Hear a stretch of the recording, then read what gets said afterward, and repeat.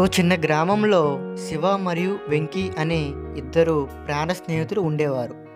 వాళ్ళ స్నేహం చిన్నప్పటి నుండి ఎంతో బలంగా ఉండేది.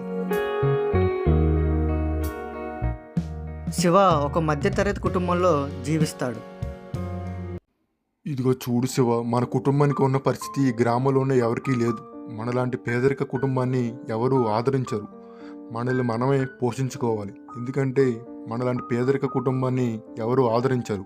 కాబట్టి మనం చేసే పనిని మనం కష్టంగా కాకుండా ఇష్టంగా చేస్తేనే మన జీవనాన్ని మనం ముందుకు సాగించి మనం కొనసాగగలం. లేదంటే ఇంకా పేదరికంలోకి వెళ్ళి మన జీవనం చాలా కష్టంగా మారుతుంది. వెంకీ ఒక పెద్ద వ్యాపారవేత్త అయిన రాజయ్య అనే ధనిక కుటుంబానికి చెందినవాడు. బాబు వెంకీ, నాన్నగారు పెద్ద పెద్ద వ్యాపారాలు చేస్తూ మన కుటుంబాన్ని ఈ గ్రామంలోనే ఉన్నత ధనిక కుటుంబంగా తీసుకొచ్చారు. నువ్వు కూడా నాన్నగారిలాగా మన కుటుంబ ప్రతిష్టతలను పైకి తీసుకురావాలి బాబు.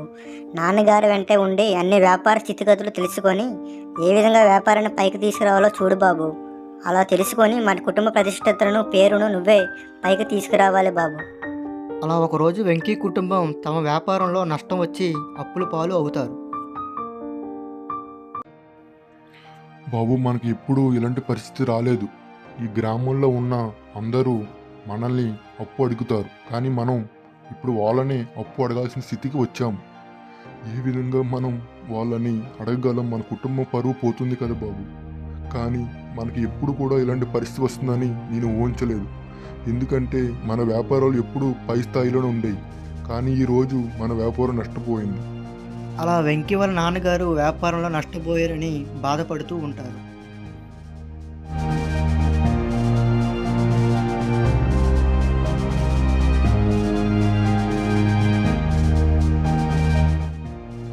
వెంకీ కుటుంబం గ్రామంలో వెళ్తుంటే వాళ్ళకి ఎంతో గౌరవం లభించేది. కానీ ఎప్పుడైతే వాళ్ళ వ్యాపారంలో నష్టపోయారో అప్పటి నుంచి ఆ గ్రామంలో ఉన్న ప్రజలందరూ కూడా వెంకీ కుటుంబాన్ని విమర్శించేవారు.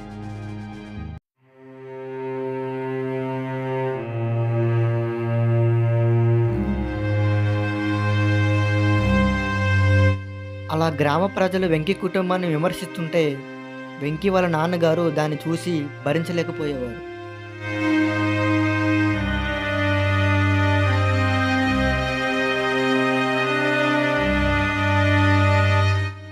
వెంకీ కుటుంబం నష్టాల్లోకి వచ్చినా సరే వెంకీ స్నేహితుడైన శివ మాత్రం ఎప్పటిలాగే వెంకీని కలుస్తాకి వాళ్ళ ఇంటికి వస్తాడు.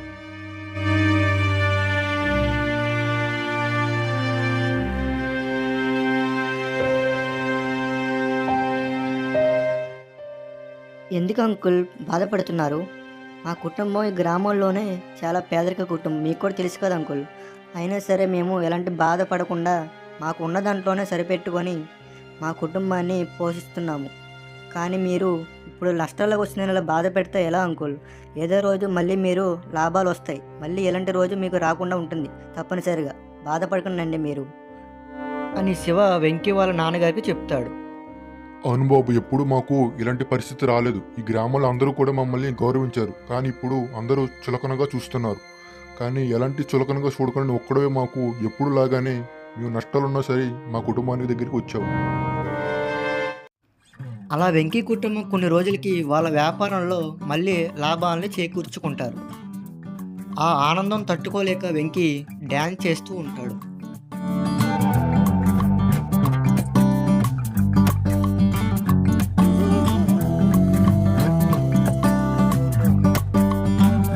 అలా తమ కష్టాలు ఉన్నా సరే తమకి తోడుగా అండగా ఉన్న వెంకీ స్నేహితుడైన శివ దగ్గరికి వెంకీ వెళ్తాడు.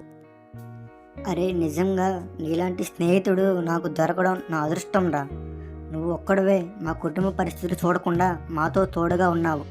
ఈ గ్రామాల్లో అందరూ కూడా మేము వ్యాపారం నష్టపోయినప్పటి నుంచి చులకనగా చూశారు.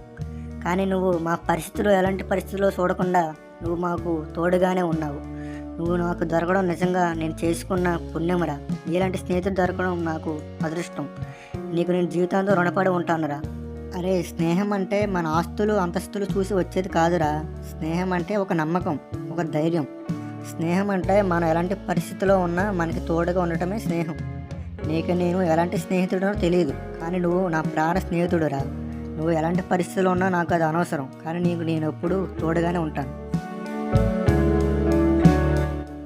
మీకు ఈ స్నేహితుల స్టోరీ నచ్చినట్లయితే లైక్ చేయండి ఫ్రెండ్స్. ఇలాంటి మరికొన్ని వీడియోస్ చూడడం కోసం నా ఛానల్ని సబ్స్క్రైబ్ చేసుకొని నాకు సపోర్ట్ చేయండి ఫ్రెండ్స్.